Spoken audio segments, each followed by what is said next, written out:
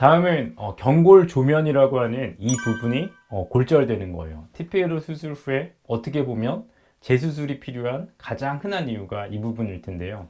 TPLO 수술이라는 게 뼈를 잘라서 뼈의 각도를 옮기다 보니까 뼈를 자르고 남은 부분이 뼈가 똘깍 이렇게 떨어져 나가는 경우가 있어요. 4%, 5% 정도 생길 수 있는데요. 이게 생겼을 때 100% 재수술이 필요하진 않고요. 일부 아이들은 재수술을 하고 일부 아이들은 시간 지나면 좋아져요. 예은동물병원에서는 아직 TPLO만 수술했을 때는 단 한 명도 이렇게 골절이 일어난 경우는 없어요. 그러니까 실제로는 최소한 저희가 뭐 100명이 아니라 수백 명을 했을 텐데요. 퍼센트가 굉장히 낮은 거니까 너무 많이 걱정할 필요는 없고, 생각보다 수술할 때 수술자가 뼈를 어디를 잘랐는지도 굉장히 중요해요. 다만 수술 전에 환자의 뼈 모양이 어떠냐에 따라서 경골조면이 좀 이렇게 불룩하게 예각으로 좀 튀어나와 있는 환자, 아니면 그게 둔각인 환자, 아니면 슬개 인대가 닿는 곳이 좀 위쪽에 있는 환자, 아니면 수술 전 TPA라고 하는 각도가 너무 높은 환자, 이런 거에 따라서 아무리 수술을 잘해도 경골조면이 수술 후에 골절이 될 수 있는데요. 아직까지 병원에서는 한 번도 없었고, 다만 슬기골탈구와 TPLO를 동시에 수술한 환자에서는 저도 이렇게 된 적이 있어요. 운이 좋게 재수술하고 좋아졌고, 아니면 수기간이 지나서 좋아진 경우도 있는데요. 그렇다 보니 일반적인 TPLO만 수술할 때는 괜찮았는데, 여기에 슬기골탈구를 같이 수술한다라고 하는 거는 남아있는 작은 그 부분을 또 건드는 거라서요. 합병증이 좀 올라갈 수 있거든요. 그래서 가능하면 여러분들께서 해주실 거는, 슬기골탈구가 있다면, 필요하다면, 모든 환자는 아니에요. 슬기골탈구가 심하다면, 제 경험도 사기, 아주 사기 가까운 3기, 이런 아이가 수술 후에 합병증이 생겼거든요. 2기, 3기 초반 이런 아이는 안 생겼어요. 그러니까 슬기골탈구가 있으면 다 수술 받으라는 얘기가 아니고요. 꼭 필요한 경우에 뼈가 너무 휘었거나 사기에 가깝거나 정말 심한 상태라 그러면 슬기골탈구를 먼저 수술을 받고 이후에 필요하면 TPLO 수술만 받을 때는 이런 합병증을 줄일 수도 있고요. 수술 전 아이의 뼈 형태 모양 때문에 수술 전 각도가 너무 높아서 이런 합병증이 생길 걸로 의심이 된다면 두세 군데 병원에서 상담을 받아보시는 것도 좋은 선택이 될 것 같아요. 경골 조면 외에 경골이나 비골, 슬개골에도 TPLO 수술 후에 골절되는 합병증이 생길 수 있는데요. 굉장히 드물어요. 1% 이하고 굉장히 드물고, 저는 아직까지는 슬개골이나 비골이 수술 후에 골절되는 경험은 하지 않았고요. 다만 수술 중에 특히나 오래된 환자를 수술할 때는 이 경골이라는 뼈와 비골이라는 뼈가 하나의 뼈로 막 이렇게 뭉쳐지면서 유합이 되면서 이 각도가 안 돌아갈 때가 있어요. 그럴 때는 어쩔 수 없이 비골을 자르고 절골을 하는 경우도 있지만, 수술 후에 뭐 비골이 부러져서 온 경우는 아직까지는 없었고요. 슬개골이 골절돼서 오는 경우도 아직까지는 없었고요. 수술 후 경골이 골절돼서 온 경우는 있었는데요. 프렌치 불독 한 명 있었어요. 그래서 그 이후로는 수술 기구를 조금 더 아이한테 맞는 걸 사용하는데, 맨 마지막 나사는 두 개의 뼈가 아니라 한 개의 뼈만 관통시킨다든가, 금속판의 위치를 잘 조절한다든가, 크기를 잘 조절한다든가 해서 이런 수술 후 경골이 생기는 합병증을 최소화하려고 노력하고 있고, 실제로 그렇게 한 이후에는 경골이 골절된 환자가 없었으니까 크게 보호자님께서 걱정할 필요는 없고요. 이런 수술 후 뼈가 골절되는 합병증 관련해서 보호자분들께서 특별히 해주실 건 없어요. 수술 후에 정말 엄청나게 외상이 있지 않는 한 이런 일이 생기지 않으니까 너무 걱정하지 않고 지켜보셔도 될 것 같아요. TPLO 수술을 했는데 슬개골탈구가 이후에 생겼다. 드물지 않아요. 뭐야 쌤, 여기 나오면 구글 학술 검색해보니까 논문상으로는 1%에서 2%, 뭐 5%도 안 되는데 그게 무슨 말이야, 왜 흔해? 중대형견이니까. 중대형견은 없어요. 저는 지금까지 단 한 번도 5kg 이상 환자에서 TPLO 수술을 했는데 이후에 슬개골탈구로 고생한 적 단 한 번도 없어요. 다 5kg도 안 되는 아이들이었고 아주 작은 환자들이었고요. 원래 중대형견은 슬개골탈구 자체가 잘 안 생기니까. 근데 여러분들이 생각하는 것처럼 슬개골탈구는 팝! 한 번에 외상으로 이렇게 생기는 질환이 아니라 뼈 형태랑 모양이라는 게 있어요. 슬개골탈구가 생길 수밖에 없는 뼈 형태와 모양이라면 그걸 만약에 기저질환으로 원래 가지고 있는데 십자인대가 끊어졌는데 지금 당장 다리를 저는 거는 십자인대 때문이었으니까 십자인대만 수술을 한다면 이런 것들이 슬기골탈구의 원인이 될 수가 있어요. 그런데 최근 1, 2년은 단 한 명도 없는 것 같아요. 십자인대 TPA로 수술을 했는데 이후 슬기골탈구 수술을 하게 되거나 슬기골탈구가 안 좋아지는 경우, 그 비결은 수술을 하기 전에 아주 면밀하게 평가를 해요. 이 환자가 슬개골탈구의 기저질환, 슬개골탈구를 일으킬 수 있는 영양인자들, 뼈가 이쪽으로 돌아갔다든가 정강이 뼈가 회전된다든가 엉덩이부터 그 발끝까지 정렬이 좀 틀어져 있는 것 같다든가 이런 걸 면밀하게 평가를 해서 만약에 슬개골탈구 고위험군 환자라고 하면 수술 전 미리 보호자분께 고지하고 일반적인 TPA로 수술이 아니라 뼈를 약간 어긋나서 모디파이드 TPA로라고 해서 이후에 슬기골탈구가 진행하지 않게끔 수술을 하고 있어요. 그래서 최소 제 생각에 1년이고 보통 최근 2년 동안 단 한 명도 TPA로 수술 후에 슬기골탈구로 문제된 적은 없어요. 앞서 말씀드렸던 5kg 이하 환자들, 작은 소형견은 대부분 슬기골탈구와 십자인대를 같이 가지고 있거든요. 이때 환자가 갑자기 다리를 저는 거는 십자인대 때문이니까 십자인대를 교정해야지, TPA로 해야지, 잘할 수 있어 라고 이거 해봤자 수술 후에 다리 계속 저는 경우가 많아요. 이것 때문에. 왜냐하면 십자인대가 없는 무릎 환경에서는 정강이 뼈의 회전이 심해지면서 정강이 뼈의 회전이 심해진다는 얘기는 슬기골탈구가 결과론적으로 2차적으로 생긴다는 거니까요. 그래서 일반적으로 슬기골탈구가 있는데 십자인대가 끊어지게 되면 슬기골탈구 등급은 더 올라가게 되거든요. 그래서 5kg 이하 아주 작은 소형견, 대부분 슬기골탈과 십자인대가 같이 있기 때문에 이런 경우는 일반적인 TPA로가 아니라 모디파이드 TPA로 약간 변형된 방법으로 뒷다리 전체에 정렬을 맞춰주는 수술을 하고 있고요. 굉장히 어려운 수술이에요. TPA로 수술은 사이언스, 과학이에요. 수술 전 정답은 정해져 있어요. 그걸 얼만큼 똑같이 하냐가 수술하기 전에 컴퓨터로 시뮬레이션 다 해요. 컴퓨터로 찍어서 어떻게 각도할 건지 컴퓨터로 시뮬레이션 다 하고 그거랑 99% 가까우면 제일 잘한 수술 전 계획과 얼만큼 가깝냐가 정답인데 모디파이드 TPA로라고 하는 수술은 슬기골탈구를 같이 교정하는 거기 때문에 어려워요.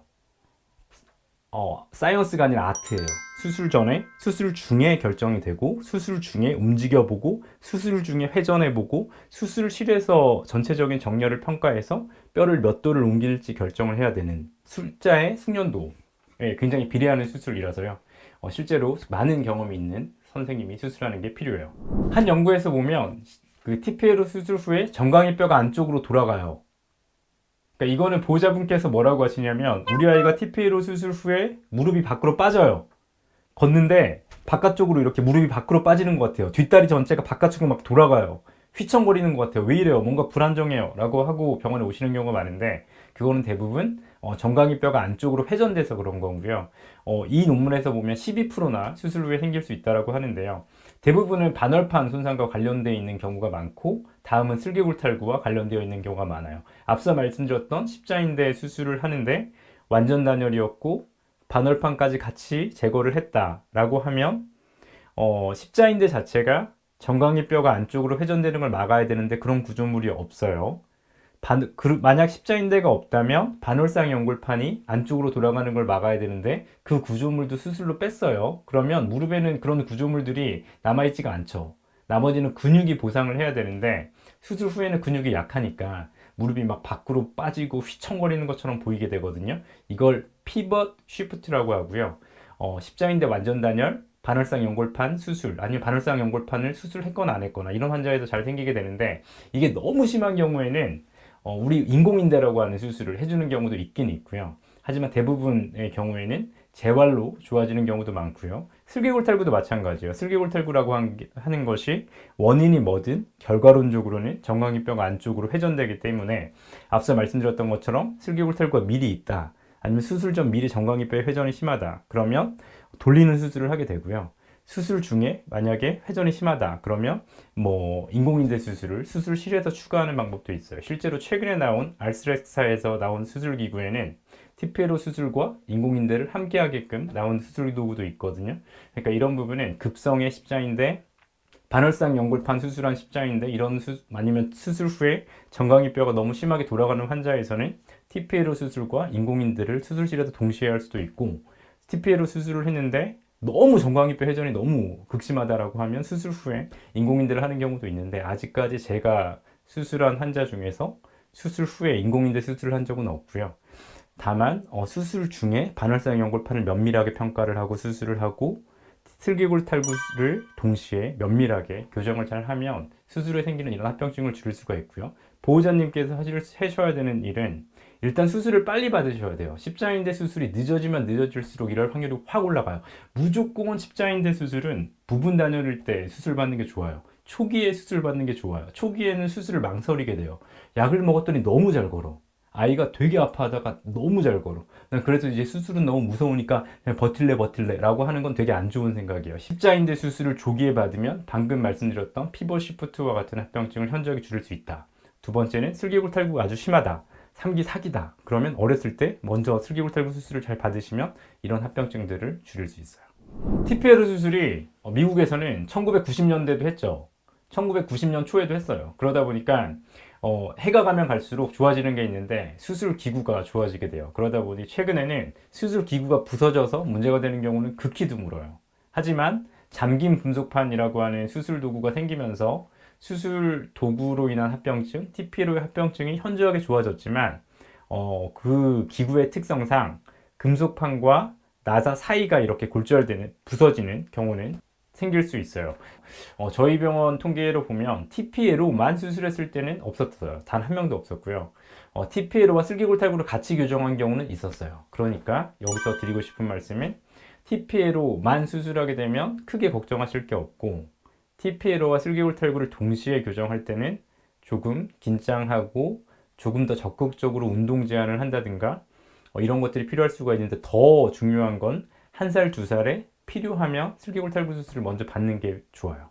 합병증이라고 하는 거는 어쩔 수 없이 생겨요. 필연적으로. 다만 수의사가 노력하고 보호자님이 같이 노력하면 현저히 낮출 수 있어요. 그 부분 때문에 오늘 영상을 촬영하고 있는 거고요. 보호자님께서 해주실 거는 십자인대는 조기에 수술 받는 게 가장 중요해요.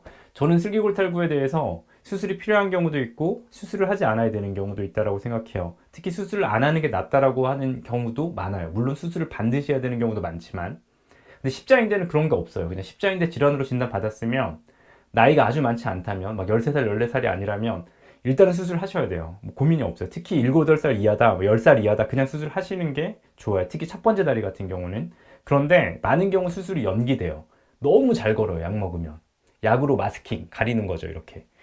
약이라든가 침치료라든가 레이저라든가 이런 건 십자인대가 있는데 가리게 돼요. 그리고 관절염은 계속 진행하고 반월판은 계속 찢어지고 겨딘대는 계속 상하고 주변 조직은 근육대로 다 빠지게 되고 관절은 관절대로 섬유화되고 굳어가고, 무조건 빨리 수술 받아야 돼요. 약 먹고 잘 걷는다고 괜찮은 게 아니라 두세 군데 병원 더 가신 다음에 이 환자가 십자인대 질환이다, CCLD 진단이 받았다면 그냥 수술하시는 걸 강력하게 추천해요. 그러면 합병증을 낮출 수 있어요. 두 번째는 수술하셨다라고 하면 처음에 3에서 5일은 냉찜질 굉장히 중요해요. 굉장히 중요해요. 냉찜질 꼭 하시는 게 강력하게 추천하고, 냉찜질뿐만 아니라 압박 냉찜질 할 걸 추천해요. 세 번째는 수술 후에 특히 1주, 2주가 지났다 그러면 ROM 운동 중요해요. 수술하게 되면 십자인대는 대부분 여러분 생각과 다르게 맨날 제가 전화 듣는 걸 점프하다 그래요. 의자에서 떨어졌어요. 아니에요. 공놀이 하다 그랬어요. 아니에요. 외상이 아니라 퇴행성 질환으로 서서히 쌓이다가 뚝 끊어지는 거라서 오래된 거예요. 그러다 보니 아이가 적응했던 거고, 적응하면서 관절 가동 범위가 줄어들고 관절 주변에 섬유화되고 여기저기 근육이 짧아지게 돼요. 그거를 천천히 재활을 하면서 늘리는 게 중요해요. 단순히 걷게 해주기가 목표가 아니라 정상에 가깝게 나이 들어도 잘 쓸 수 있게끔, 십자인대 특성상 수술해도 관절염이 생기게 되는데 그걸 최소화시켜줄게, 이게 목표이기 때문에 수술 후에 재활이 되게 중요해요. 특히 1, 2주가 지나면 온찜질하고 마사지하고 굽혔다 폈다 하는 거 굉장히 추천하고요. 여기 보시면 또 다른 교과서를 봐도, 여러 논문을 봐도 맨날 나오는 얘기는 있어요. TPLO는 수술하는 사람한테 굉장히 의존해요. TPLO 수술은 굉장히 뭐라 그래야 되죠? 포기입니스가 잘 되는 수술이라 그래요. 수술을 하고 나서 재수술 확률이 5%로 낮아요. 수술하는 사람의 능력에 따라서 수술 후에 환자가 생기게 되는 관절염이라든가 이런 것들이 차이가 많이 나게 되거든요. 그래서 경험이 많은 선생님한테 좋은 수술을 받는 것도 아이한테 도움이 될 수가 있어요. 오늘은 TPLO 수술 후 생길 수 있는 합병증에 대해서, 그리고 어떻게 하면 그 합병증을 줄일 수 있을지에 대한 이야기를 해봤어요. 도움이 되셨나요? 이렇게 긴 영상 시청해주셔서 너무 감사하고요. 그럼 오늘 하루도 행복하고 건강한 멋진 하루 보내세요.